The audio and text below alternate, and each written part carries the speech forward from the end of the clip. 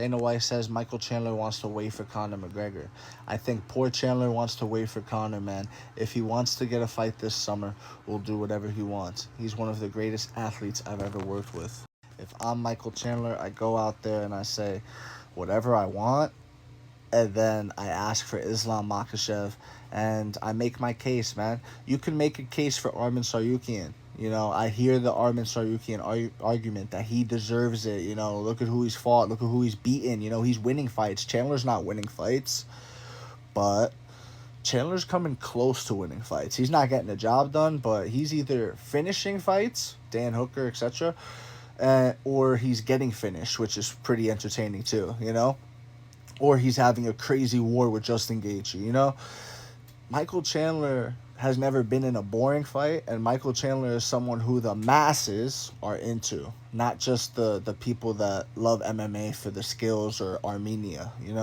And that's what matters nowadays. It's not about how good you are. It's not about that. I mean, look at how long it took Bilal Muhammad to get a title shot, for example. It's not about that. It's more about how much money you can generate. Can you sell a fight? Can you be someone that the UFC can promote? How the fuck can I promote a guy that grabs someone and just lays on them?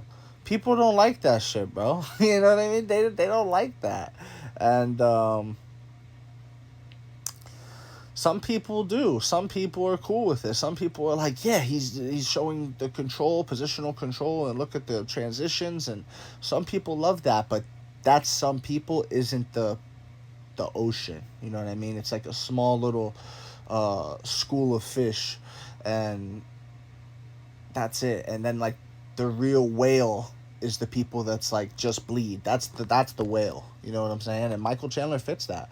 Michael Chandler fits the casual audience's appetite for fighting, for violence, for things like that, for seeing like crazy knockouts, seeing backflips off of a cage. You know what I mean? Michael Chandler really turns up for the audience.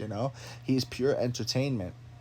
And that's what it's about. So if he was to make that case, I think he could get that fight with Islam Makhachev. I do. I think, does he have a chance of winning? I think so. I think if he lands a shot on Islam Makhachev, he can hurt Islam Makhachev. He has that kind of power. And not for nothing, Michael Chandler has, like I said, come this close to winning against all of the guys that he lost to. There's nobody that just smoked Michael Chandler in the UFC, at least. And yeah, bro, it just is what it is on that front. Now, when it comes to him beating Islam, Dustin Poirier just made Islam look very human. Dustin Poirier just made Islam look very human, and he made him battle through adversity. He made him have to go through the furnace for that fight. Islam Makhachev showed that he has true championship medal and all this stuff, but he had to show it. It wasn't just the clean sweep for him. It wasn't the round one finish that people were predicting. You know what I mean? People were talking crazy. People were talking like Islam's this cyborg that can't be touched. Bro, we've seen him fall before. We've seen him get knocked the fuck out. You've never seen that from Khabib. You've never seen Khabib get dropped. You've never, you know what I'm saying? Like, never mind lose. You've never seen him get dropped. You've maybe seen him in a tight guillotine from Dustin, but Khabib is not in vulnerable positions like that. You get what I'm saying? Islam was put there by Adriano Martins back in the day and by Dustin Poirier. Who's to say that he can't be put there again by Michael Chandler? Underdog that the people love. If he cracks it, who's to say? You know what I mean? It happens. That's the crazy thing about this sport. Now, that's pretty much it. That's pretty much my wrap up, man. Just to wrap up, he's saying whatever he wants. Whatever I want, take that shit. Make the case. Give Arman his flowers. I do. If you're Chandler, I don't think you have to. If you're Chandler, go in there and fucking make your case. Go in there and pitch to Dana White. This is your sales pitch to Dana White. And see what happens. Worst thing he could do is say no. Worst thing he could do, Dana White, right? This is the worst thing Dana White can do if Michael Chandler asks for a title shot. No, kid. Arman Sarukian's next. He's earned it. He's the guy. And you haven't won a fight, Chandler. You haven't won one. That's the worst thing that he could do. Or the more likely outcome is Dana got those money eyes, and he's like, yeah, you're right. You can sell a fight better than Arman Tsarukyan. I'll tell Arman he got next. You know what I mean? And that's it, bro. That's Dana White. Dana White wants to make the money. That's the UFC. That's the promotion. He wants to. We trying to grow this sport. We trying to get bread. We trying to do all this stuff. We're trying to elevate all that. And Arman Tsarukyan's cool. He's got Armenia behind him. It'd be nice to break into that market, but they got that market. They're the UFC. The UFC not worried about that. You know what I mean? We trying to get money. We're trying to appeal to the casuals. Let's see how Arman Tsarukyan does on the Nelk Boys. Arman, we got you on the Nelk Boys. You want to go on? No, brother, training. And then it's like, bro, okay. You know what I mean? All right, I'll call someone else. You know, that's the reality. So I don't know if he's ever been offered a Nelk Boys podcast or something like that, but that's the way to go now. You know what I mean? You have to go on podcasts now if you want to get title shots. You can't just be someone, Bilal Muhammad going on Sneeko. You know what I mean? You gotta get out there in some way. You can't just be good for your fighting.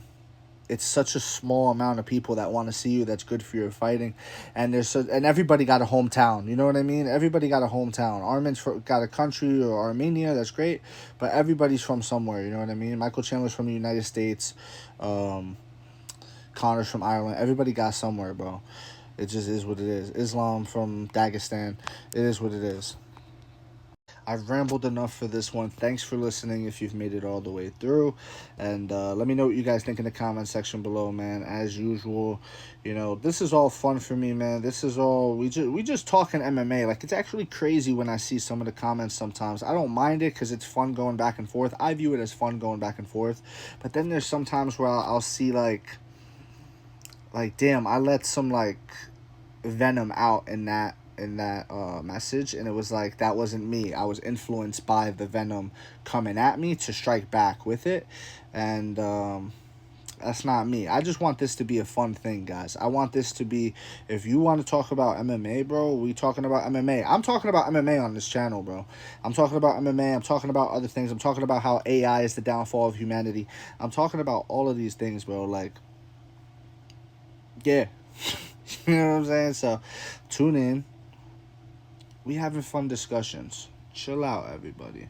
I didn't, I started naming people like the Makhachev meat riders, and I like that. Sometimes I gotta bring that out still, but I'm trying to take a different approach with you guys. You know what I mean? I don't have to bite back at the haters. I just have to make them see my perspective in a different lens. You get what I'm saying? And then, of course, there's people that's just unreasonable, and it's like, whatever. But yeah, man, if you've watched all the way through, what do you think in the comment section? You know the whole fucking thing, bro. Like, subscribe, follow, all these things. Thank you. You are all appreciated.